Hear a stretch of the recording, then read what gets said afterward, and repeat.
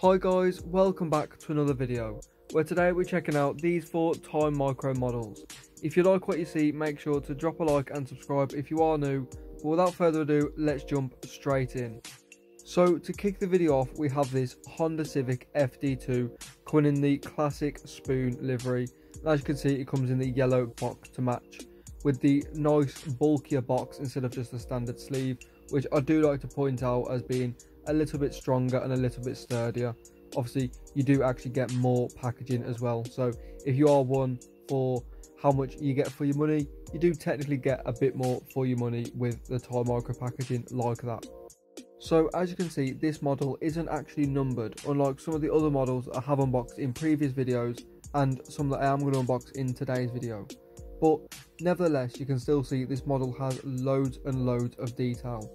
Started off with, even on the base, you can see the detail on the interior with the bright yellow bucket seats with the blue harnesses. Obviously you'll see more of that with the model actually in hand. Now in my opinion, the reason this model does have so much detail is the lack of it being numbered and the fact it does not come with a figure or an opening feature, as obviously a lot of the detail when it comes with the opening hood feature does go into that engine bay, which obviously will take up a lot of their budget. So I can't understand why there is so much focus on the interior and the body to make it look so detailed, just as it has to make up for the lack of figure and lack of number as well. But I think they've absolutely smashed it and got this model somewhat better than some of the models that actually come with figures and the opening features. As good as they are, and you will see all of that in this video, you will just see this model is absolutely fantastic, and it's actually probably one of my favourites that I have unboxed recently. And the reason for this is just the depth and the intricacy that seems to have gone into this model. You can see the wheels have got a really nice multi-spoke look, and if you do look closely you can see a red caliper and disc behind them, which again just carries the detail.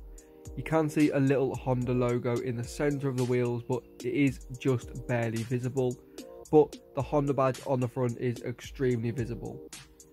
And like I say, the spoiler is very detailed. You can just see how much detail is in that, and it's actually very solid as well. It does not feel like it will break at all. But you can see that when I did spin the wheels, that the front wheels do spin fine, but the back wheels do get a little bit stuck. But that is just how it goes. This is a display model, so to me that is perfectly fine. But like I say, the detail on the interior is fantastic. You can see the bright yellow bucket seats really pop, and obviously you can see the harnesses as well all the way on the seats, which again is just incredible detail. Now there's not too much detail on the actual dashboard itself, but again there is enough to where you can see that it has got some detail there, and they have put a little bit of focus there as well. You can see the lights on the front and the rear are also very detailed and very intricate, proportionally very well done as well, and the decals again alongside the paintwork and the body lines, absolutely phenomenal. But with that being said, now let's move on to the second model, which is this R34 GTR in this colour changing or colour shifting midnight purpley colour, whatever you would like to call it. But as you can see, this model does come with a figure, which is what I was saying in the previous model, as obviously about the detail. But that's not saying this model doesn't have any detail. As you will see, this model has plenty of detail. Now you can purchase this model with the figure and without the figure, but the prices do change with that. Obviously the figure is a little bit more, so with the figure you are looking around £30 to £32, and without the figure you're looking around £27 to £29, which in my opinion for the model you are getting is not bad at all. And without the figure you are looking around, for the Civic, around £22 to £25, which again is a very good price for the model you are getting. I just thought I would point that out, as like I say, it does vary, and it will also vary off the sellers you do buy them off or the sites you do buy them off as well. But moving back onto the actual model itself, now obviously you saw that it does come with the figure, But it also comes with the other feature that I was mentioning in the Civic as well, which is the opening hood feature, with obviously the really detailed engine bay. And as you can see, they've not missed a single detail on the engine bay, which is absolutely incredible. And as you can see, it also comes with a bonnet stay. But what I'm most impressed about is the fact that the figure does fit proportionally with this. Obviously, that's not something that Timemirco do get wrong, but it's something that a lot of brands do tend to miss out on, or brands that do make the figures, that the figures aren't really the right size for the models. But again, now with the model in hand, you just get to see that colour a bit closer and the way it does change in the light, which is absolutely gorgeous. And also the application of it as well is very, very well done, which again is just a shout out to Timemirco and their quality control, as again I've not really found any issues with Timemirco models. The only issue I've slightly found, and it's not really an issue you can raise, is the fact that there is a tiny bonnet gap where you can see that it opens. It's not too bad, but like I say, when I put the model showing from the front, you can see there is a slight gap. Now again, it's not the end of the world. Obviously the bonnet does open, so it will be visible, but again, it's not completely flush. Now if you do remember my focal horizon video with the R33s, they were completely flush.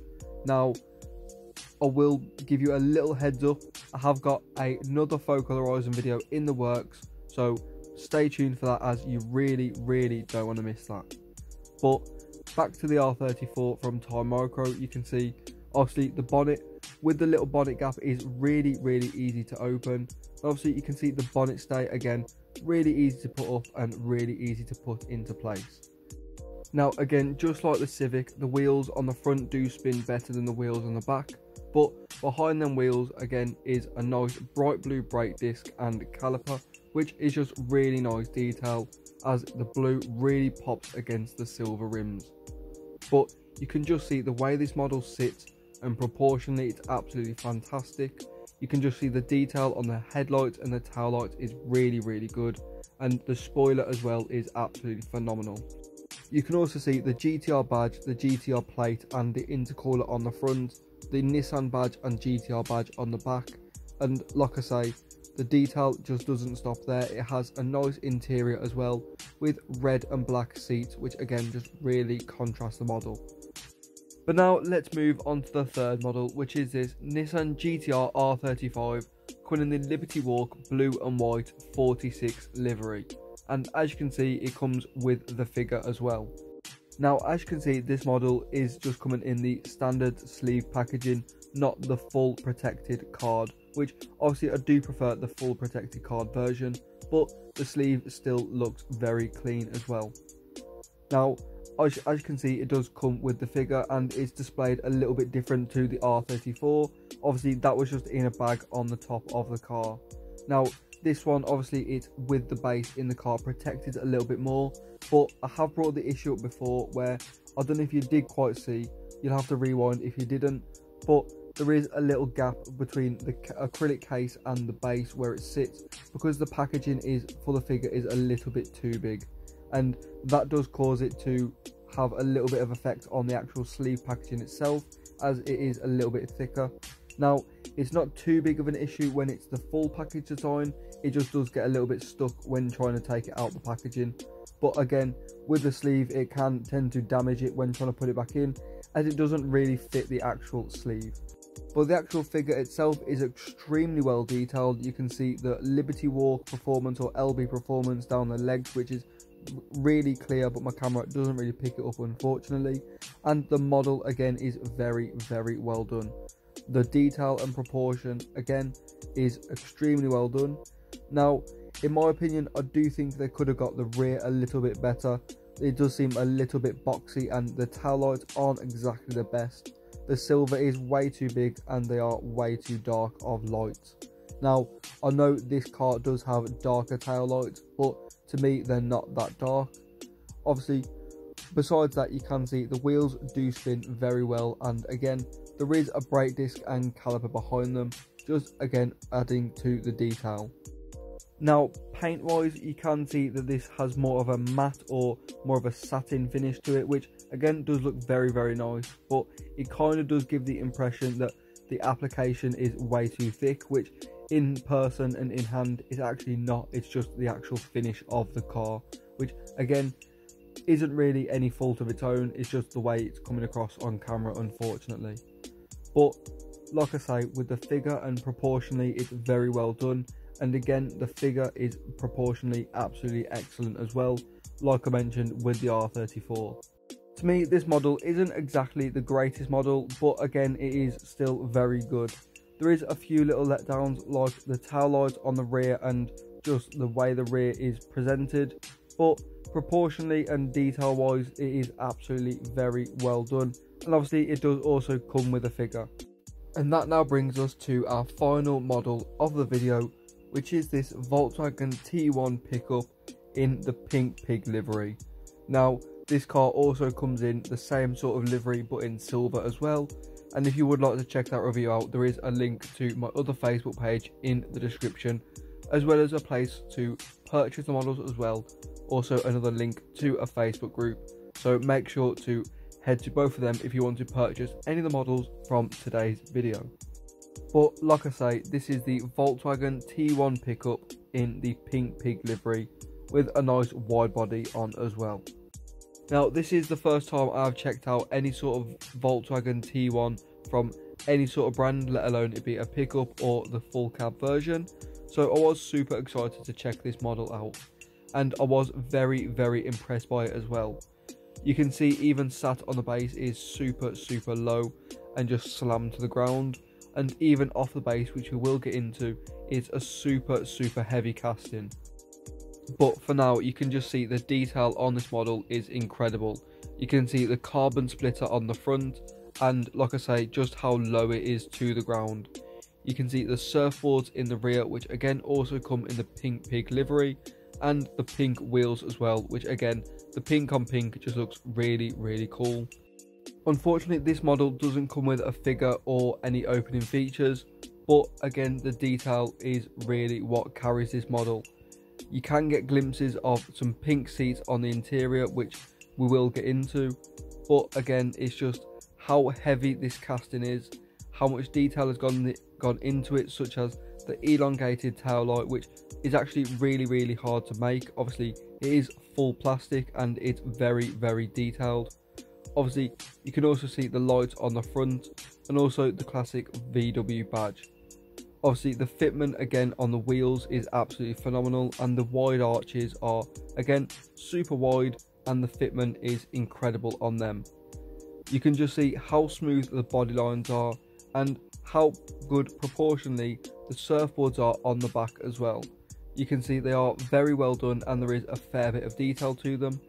The paint on the fins could have been a little bit better, but it is there nevertheless. You can't see a brake caliper or disc behind the wheel on these, as unfortunately the wheels are too much of a deep dish, but they do spin perfectly fine. And like I say, for me, it's the way this model sits. It's so low to the ground, yet it still does roll. And like I say, the body lines and proportion is absolutely incredible. I was super impressed with this model, like I say, and I'll be definitely adding one to my collection. And like I say, it has the bright pink seats in the interior to really finish the detail off and complete the model overall. But with all that being said, that is all of the models done for today's video.